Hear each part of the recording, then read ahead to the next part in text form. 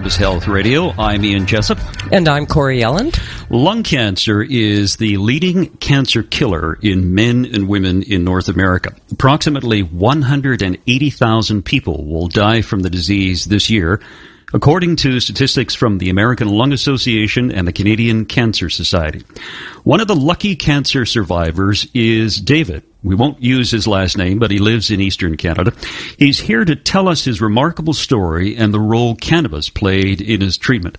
David, good of you to tell your story. Thanks very much. You're more than welcome. David, take us back to January of this year when you were x-rayed for a lung infection and pick up your story from there. Well, in January 2016, which was early in the new year, I had a bad cold, and I went to see the doctor at a clinic, and they referred me for an X-ray on my lungs because they felt I had an infection. And from that X-ray, it was determined that I had some scarring on my lungs, but I had been previously diagnosed with COPD. So at that time, all they did was that. They sent me back to my own doctor for the following day, and I was prescribed medication for a lung infection. In April, I went down south to Cuba, and while I was down there, I got sick again with another lung infection, and down there I was diagnosed with a lung infection, and it was only about 3 days before I returned to Canada. When I come back, I was still sick, and as a result of that, I went to outpatients, actually. And the doctor there, what he did was that he sent me for an X-ray, and because he wanted to see what was going on with my lungs, because I did tell him I had COPD and I had a previous lung infection in January. As a result of that, after he got the results back from the X-ray, he indicated to me that it looked like there was scarring in January, and it looked like the scarring had increased from January to April. So at that point, he then referred me for a CT scan, which was about 2 weeks later, about 2 weeks later. And this would take me around to the 28th of April. And he called me on the phone, the outpatient doctor, and advised me that he had received the results of the CAT scan, and it was quite apparent that I had, in all probability, lung cancer. That must have been a heck of a shock for you, because your brother died of lung cancer a year earlier, correct? It was more than a shock. It floored me because the year before I witnessed my brother. He had been diagnosed with lung cancer, and he had started chemotherapy, and he was into it I think it was on his 6th or 7th round, and he just kept on getting sicker and sicker. And at the end of it, his last 4 months they cut the chemo off, and they said that the chemo was acting exact opposite the way it should be. And as a result, they couldn't do anything more for him. And the chemo just kept on eating away, and the cancer spread like crazy. And for 4 months, he ended up dying a horrible death. And all I could see in my mind was that was going to be my end result. And at that time, there was a person who referred my wife to somebody who would help me with a diet. Mm-hmm. So as a result of that, when I was discussing the issue of my diet, it was a naturopath. And I said to him, what I was looking at, because the doctors had come back and told me that in all probability I would need because of the cancer, I would need a full lung operation, which would mean opening me up way underneath my rib cage. And that would be, and they would remove the tumor. It was a fairly large tumor. And they said that they would probably, in fact, they said that they would be doing radiation and chemotherapy after the surgery. So in the interim, I was concerned. I was totally blown away by all that. I was just thinking my chances were next to none. But I did go along with my wife to go see the naturopath and look at what they call a cancer diet. And that would be just to slow things down. Because the cancer, because I did go for a biopsy as well, and they gave me the results of the biopsy, which clearly indicated that it was an aggressive cancer, and it reflected that from January to April that what they were looking at was not scar tissue, it was actually the tumor, and the tumor had grown from January to April. So here's the situation you're in, and I'm just wondering what goes through your mind. You have been diagnosed with lung cancer, You witnessed your brother dying, and he died of lung cancer, and the chemo was just horrendous on him. What were you thinking of at the time? To be perfectly honest, was that I really believed in my own mind that I had already made the decision, and it was a tough decision that because of what happened to my brother, I would rather have died as a result of the cancer rather than taking that chance of going through what I had witnessed him going through for 4 months, which was a horrendous way for anybody to die. He was in significant pain and discomfort, and it was just a horrible thing to watch. And I didn't want to die that way because my mother had died of bowel cancer, and at that time the oncologist had said she was 78, and they said that it would serve no purpose to give her chemotherapy. She was 78. She lived a long life, and it wouldn't benefit her. And in reality, at the end of it, she was only in discomfort for about a week, and then she passed away. So I was trying to balance out: do I want to live like 4 months like my brother, or do I want to take the 1 week and enjoy whatever time I had left? Because I just felt that if chemo didn't work, it was not going to bode well for me whatsoever. So when I was talking to the naturopath, I asked him, because I wasn't familiar with cannabis treatment, or all I was aware of was that cannabis could be used for anxiety, keep you from being nauseous, and to deal with pain. And when I asked him that question, he just sort of put his head down, and then he raised his head and he said, "What would you think about marijuana saving your life?" And I was floored at that. I didn't know I couldn't believe what he was saying. And at that point, he explained to me a number of patients that he had referred to a phone number in BC. And he talked about 3 previous patients, of which one was a 42-year-old woman that he had just recently treated. She had a brain tumor that was inoperable. Chemo was cut off because it was a hopeless case, and they prepared her for her death. She had a life expectancy of 4 months, and she went on this cannabis treatment. And 8 weeks into the treatment, she went for a scheduled CAT scan, and the tumor was gone. Her cancer was gone.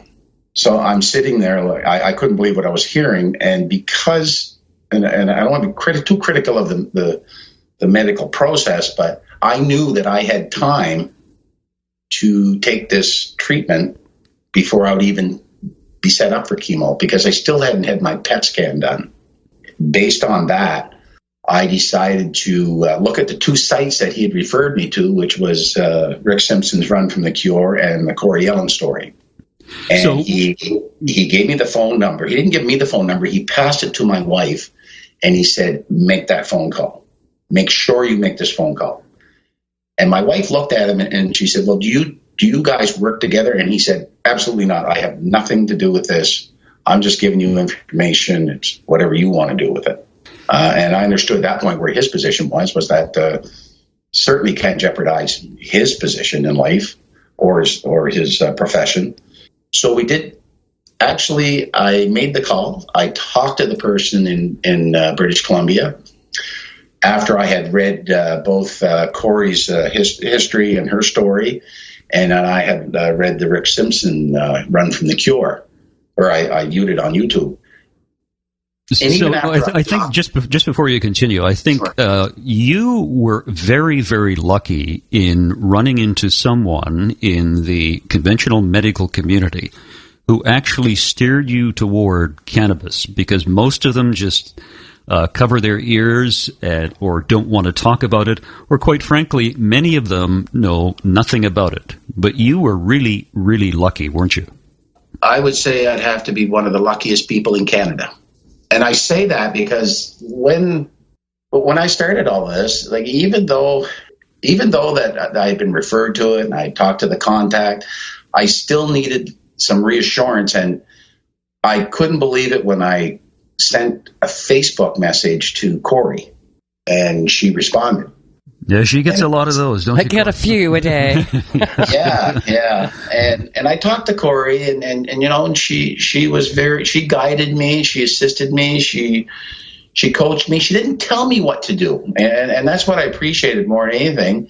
because I was discussing the oil versus the oil paste, and we had some discussion about that, and eventually I chose the oil paste. Corey, sorry to interrupt, David. Corey, can you explain the difference between the oil and the paste? Is it just the way it is produced? I think it's the way it comes out thicker, doesn't it, David? It's not like a tarry fluid like oil is it? No, it's not. And to be honest with you, I'd actually tried some of the oil from local here that a friend of mine went and got for me to do it while I was waiting for the paste to come. And I had a difficulty ingesting it, to be honest with you. Whereas the paste, when I did receive it, I just kept it in the freezer, and then you just scoop it out, and it was sort of like frozen yogurt. And you just scoop it out, put it on your tongue, and swallow it right away, and it's done. Well, how much? It was easy. It was easy for me to ingest. How much do you take? Because with the oil, you take a half a grain of rice to start with. Yeah, tiny little amount. So how much of the paste do you take, David? The paste started out. Now this was an 11-week to 12-week treatment plan, and you start off with 1/8 of a teaspoon 4 times a day, and you increase that by 1/8 of a teaspoon until you get to a full teaspoon 4 times a day. And then when you're finished that 1 full teaspoon 4 times a day, then you hit until your paste is completed, you hit 7 teaspoons a day until it's done. That's what I did. Now, and I can say that in all honesty, was that it worked extremely well, because up until I started doing the 7 teaspoons a day, and I was just flooding my body like incredibly with THC and CBDs, like it was everything prior to that, I could function total normal. Mm-hmm. I wasn't but the strange thing about it was that I found with the use of the cannabis, it was very environmental. I found it depended on who was around, how I was dealing with the effects of the cannabis. Well, that's interesting. I had every high possible. I had everything from the paranoia to the euphoric to the body stone to God knows what. But one thing about it, I was never depressed through that whole period. Not whatsoever. And how long did you take it? I did it over a 10-week period. 10-week period. Yeah, because when I read the dosage for the oil, it was saying somewhat, if you can increase your dosage as quick as you can, as much as you can tolerate, and still be comfortable. And I did that. And up until the 7 teaspoons a day, I was functioning quite well. But when you go from 4 teaspoons to 7 teaspoons, like the next day, like that's quite an increase. Kind of lost in space, eh? Yeah. I wasn't doing too much there for about 2 weeks. In the twilight zone for a bit. David, somewhat. Do you know what the THC level was in your paste? No, I didn't. And that was one of the discussions that we had, Corey, if you recall, was that one thing about the paste is that you don't know what the level of THC is. So it's sort of, is it going to be a hit or miss? Yeah. I'm not that familiar with it. I don't know. Yeah, I'm not that familiar with paste other than, what I've seen online and stuff. But evidently you hit the jackpot. Yeah, I did. I had it. And to be honest with you, it's difficult being, I guess, a patient or a victim of cancer, is that when you're going into this, because it's so still not out there, you're skeptical and you're pessimistic because you don't know. You really don't know, and you're afraid. But one of the things, so I was still like, is it hocus pocus? Is this the real deal? But I was already committed to it. And one of the things that my supplier sent to me is that he sent me 2 little jars of cannabis paste for skin cancer. And I had a friend who had skin cancer on his head, and I asked him, I said, do you want to try it? And if anybody's had skin cancer, it takes a while to see. Well, the dermatologist may see it, or your doctor, and then you refer to the dermatologist. He had previous skin cancer before, so they knew it was skin cancer, and the dermatologist knew it was skin cancer. But sometimes I like to wait so that they can do a real good burn or whatever it is they do with taken the skin cancer out. And lo and behold, within the first 4 days when he started using the paste, the cream, cannabis cream, it started to become very pussy, and it was leaking out. And so he called me and he said, "Look, I got to stop taking that." And I said, "Oh my God." So I called my contact and I said, "What's going on here?" And my contact said, "Tell him not to stop. It's working. That's the cancer that's coming out." And I swear to God, at the 9-day point, it was gone. His cancer was gone. His skin cancer was gone. And I couldn't believe it. And it was 2 weeks later, he went to see the dermatologist, and the dermatologist was kind of shocked that it was gone. And he explained to her what happened. And when that conversation took place, as was with the conversation I had with my surgeon and my oncologist, they just no way are they even going to discuss it. Tell us about your conversations with the medical authorities when you told them what you had done.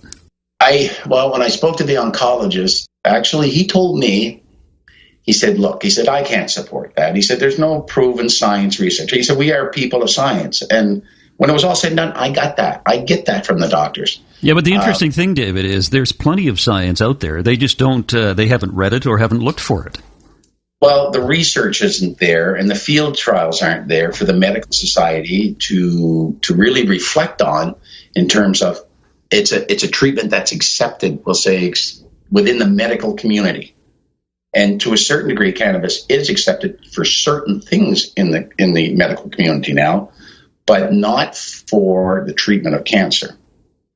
So the oncologist told me, he said, it would be like me saying to you to go to drink some holy water and your tumor will disappear. And I just said, well, okay, well, I know where I'm going. The conversation's pretty well over. And when I talked to my surgeon, he said, look, he said, I don't have time to talk about that. He said, I don't even need to hear that. There isn't any money in this for me. Well, I don't think there's any money. In defense of the doctors, I have to say is that I have to agree, like, I wouldn't want my doctor prescribing me snake oil. They have to go with what's scientifically proven and approved. And I think it's kind of dangerous when doctors start going outside that. However, in my case, as skeptical or whatever I was, but I was doing the treatment, it was for me, and it was a sign to my family and my friends. I was going to take control over my cancer based on my conversations that I've had with Corey, my contact, reading the Rick Simpson story. And what happened with my friend only reinforced the fact, hey, this may work. It may work. And because I got kind of delayed in my PET scan to see if the cancer had spread anywhere else, by the time I got my PET scan, it was clearly noted that my tumor was no longer what it was, and they would only refer to it as tiny. It was now tiny, and that it would only take a little bit of arthroscopic, whatever they call it, surgery, right, to remove the tumor. And the surgeon said he would look around my nodes and everything to see if there's any other cancer cells, and he would let me know. And he said, but right now it's not looking like you're going to need chemo or radiation. Did you end up having surgery, David? Yes, I did. Yes, because it was only small at this point. Mm-hmm. I'd finished my treatment, and I just wanted it out. Whatever was there, I wanted it out. It was tiny, and I just wanted it out. And we had already gone 5 months now. We were in August. We were in September. I've only had surgery 5 weeks ago. So I went from April, from diagnosis, until September 22nd. And you're clear. At the results of the surgery and everything, it was that I'm 100% clear of cancer. I have no cancer. And I met with my surgeon, and this was a funny thing for me. I met with my surgeon last week, and he told me that I was doing well and my wounds were healing well. And he said, I do have to tell you, though, he said, you still have a 20% chance of your cancer returning. And I didn't say anything, but I was looking at him thinking, good Lord, like everything that I had read and everything I was told was that I had a 20 to 25% survival rate over a 5-year period with the type of lung cancer that I had. And now you're telling me I got a 20% chance I might get cancer back. But I think 20% of our population is guaranteed after 60 years old, they're going to get some form of cancer. Did you tell him that, or did you bite your tongue? No, this surgeon you don't really talk to. He's very straightforward, and he's a very busy man, as most surgeons are. They've got 2,000 or 3,000 patients, and they can't be sitting there all day talking to you about things such as cannabis treatment. David, may I ask you, what was your doctor's response when they see that this cancer's completely shrunk away? They wouldn't. They would not discuss it with me. They would not even have. They just wouldn't talk about it anymore. It went from like a fairly large tumor, it was 2.5 centimeters, down to not short at the end, but it was tiny. It went from what they referred to as large, it was growing, to very tiny. Wow. I said, well, how big is it? And he said, this, whatever. That was the only conversation I had, and that was with the surgeon. Interesting. So you accomplished that in 12 weeks? Was it 12 weeks or 10 weeks? 10 weeks. 10 weeks. Wow. Yeah. Well, let's say 11, because I was on the oil a bit there for maybe about a week before I got my treatment kit. 11 weeks. David, this may be an unfair question, but if your brother was faced with the choice of what he did, which was chemo and cannabis oil, where do you think he would have gone? Which direction? Funny you asked that question, Ian, because and you hit the nail right in the head, was that his daughter had heard about it, but she'd only heard about cannabis treatment from the United States. And there was no way we could get cannabis from the States, United States, which would be the Western states, back into Canada to him. And there was very little information. Like, we're all ignorant about this. The vast majority of population today is totally ignorant of cannabis treatment. That's why we're doing this show. Yeah, I mean, sorry, David, but when Corey was dealing with her cancer, Corey, there was very little information, even on the internet, about this. Yeah, I was completely on my own. There weren't any Facebook groups. Just Run from the Cure video and the phoenixtears.ca website, and that was it. Yeah, and you know, but it meant a lot to me that I got a hold of Corey, because that was a real person. You know how you can look at the internet, you can see things on the internet, but the conversation that I had with the naturopath drove me that way. The 2 sites that I reviewed drove me towards Corey, and I couldn't believe Corey answered. Now I'm talking to a real human being that has actually experienced it. And then I started to know that Corey's like the guru, or she's the main person now, like, that people look up to and look at and respect. Since this all happened, was that I did post my journey on Facebook. Since that time, I've received numerous calls, and I refer them to the 2 contacts that I know. One is for oil, and which is where they use capsules and suppositories, and the other one is to the paste oil. And I always tell them it's up to them what they want to do. It's that sense, and there's been, I'd probably say, I've only been 5 weeks since I posted that, and I know of at least 8 people now that have moved in that direction. Yeah, you can only point people in the right direction. They have to make the decision themselves. Exactly. And that's really the key. And I think one of the benefits of Corey helping thousands of people around the world is that she was a victim of cancer herself and cleared it using cannabis oil. That's how I actually met Corey when I was working in commercial radio, and I used to interview her once a month, and it was by far the most popular program that I did. And so Corey and I thought, let's get together and start this up and see if we can help more people around the world deal with this. Because, David, you were correct. Most people are ignorant about the medical benefits of cannabis. Well, it's a best kept secret.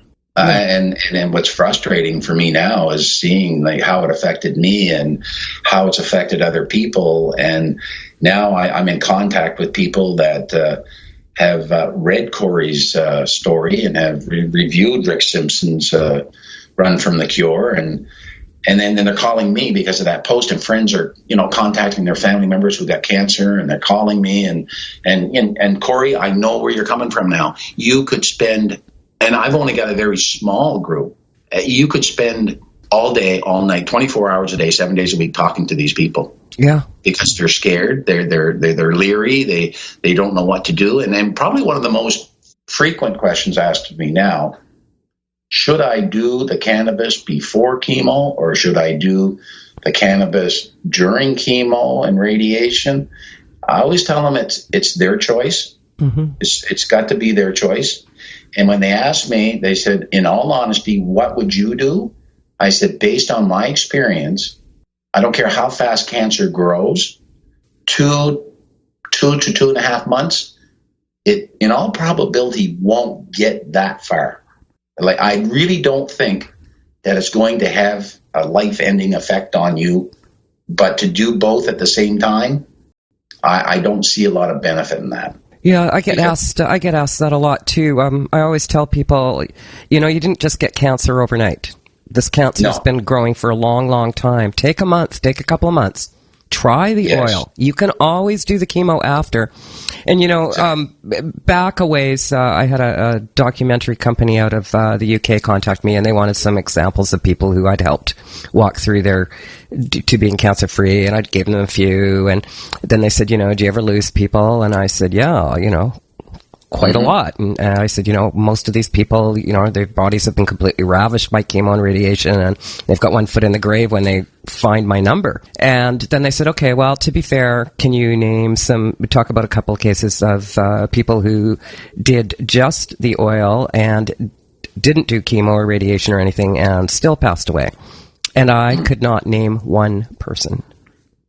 And so, and that doesn't mean that it's 100%. I think cannabis oil has an 80 to 85% success rate. But I always encourage people, try the oil first. You've upped your chances by 30% by not having had chemo and radiation. It's when they've had chemo and radiation that it's so much harder to get them back to health. I think as a former journalist who spent more than 20 years in the business, I can tell exactly where this UK documentary company was going, because they never go to the medical profession and said, can you tell me someone who has taken chemotherapy and has not survived? Can you tell me someone who has taken radiation and not survived? What are the effects of chemo and radiation?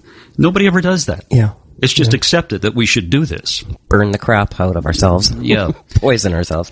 David, do you take a maintenance dose of your paste every day? I haven't. I haven't been doing it since for about a month after. I did about a month prior to my surgery. I didn't do it. And it's been about 2 months now that I haven't done it, but I will be resuming it within the next month. Oh, good. I was about to leap all over you and say, you need to be doing a maintenance dose. Yeah. It's something that I have to do, and I'm going to do it. But the issue that I guess part of the problem is that for a lot of people, and not me so much, is that it's not cheap. It's a lot cheaper than dying. I can say that, and I know that. And I have to be honest with you, is that the suppliers, that are on board with this, I know they have to work at it, and there's a little bit of profit in it, but I don't see a great deal of profit for what they're providing. If I was buying this stuff off the street, I would be paying a higher price. Yes, you would. Yes, I would be. And I think I'm getting it for about half the price or 3/4 of the price. But going back to one thing you were asking me, I did have a case. The fellow that I was talking to, his wife, he just passed away 2 days ago. But Corey, you were right. He was way too far gone in his cancer and his chemo treatment, because when you get to someone who can hardly talk and can hardly breathe, and he had lung cancer. By the time he got his medication from, he started the oil, but that was only about 2 weeks ago, and he passed away, unfortunately. That's too bad. You know, David, every single time that I have lost a patient, without exception, every single time, the family has said to me, what a difference the oil made to that person's quality of life. Corey, you and I never had this conversation. You are absolutely correct, because like 3 days into it, she said, oh my goodness, he's breathing better. He's sleeping through the night. He's starting to eat. Yeah. But his body was just racked with everything else. Yeah, it was just too far gone. Yeah, but that's amazing you said that, because that's exactly what she said. Yeah, I hear it all the time. Thank you, you know. David, in your discussions with people, and you tell them about cannabis oil, do they ever say to you, well, I wouldn't mind trying it, but I don't want to get high? Yep, and because of Corey told me that suppository, actually one of the suppliers is doing, she does the suppositories with high in THC, I believe, Corey, you can correct me, and also supplies CBD pills to fight off any chance of becoming high. Yeah, or root pills, I believe she uses too. Cannabis root seems to stop the high dead in its tracks. What was that thing that you were telling me, Corey, many months ago that you can buy at the health food store? Oh, citicoline. Citicoline will stop the paranoia, and it lessens the high. I think it's because it makes you more alert. But it'll stop the paranoia, definitely. And I am the queen of paranoia on cannabis. Seriously, I am. I am, really. David, anything you'd like to say in conclusion? I'm just hoping that people that may be listening in that is that they seriously spread the word and convince family members to be supportive of this treatment. I can't say enough that I've seen it with my own eyes. I experienced it personally. It saved my life. There's no doubt in my mind. It works. And I agree with Corey. It may not work. I'd rather have a 80 to 85% chance than that 20 to 25% chance that I had. Yeah. And I guess that 80 to 85% works because I've still got 15 to 20% chance of getting it back. David, it was very good of you to do this. I appreciate it. Thanks very much. Oh, you're more than welcome. Well, Corey, there's another person that you've helped out. Yeah. And very interesting story from David. Very interesting. And look how quickly he got well. Yeah. He took it for 10 weeks, and that was it. And voila. Instead of, chemo and radiation, the gift that keeps on giving. Right. Cannabis Health Radio is beginning to offer limited sponsorship opportunities for businesses we think would be a good fit for our audience. And the purpose of this podcast is to inform listeners of the medical benefits of cannabis in order to help as many people around the world improve their health or the health of a loved one. If sponsorship is something you would be interested in, then send us an email at info@cannabishealthradio.com. Let's make a positive difference in the lives of others. Corey, we'll be back tomorrow.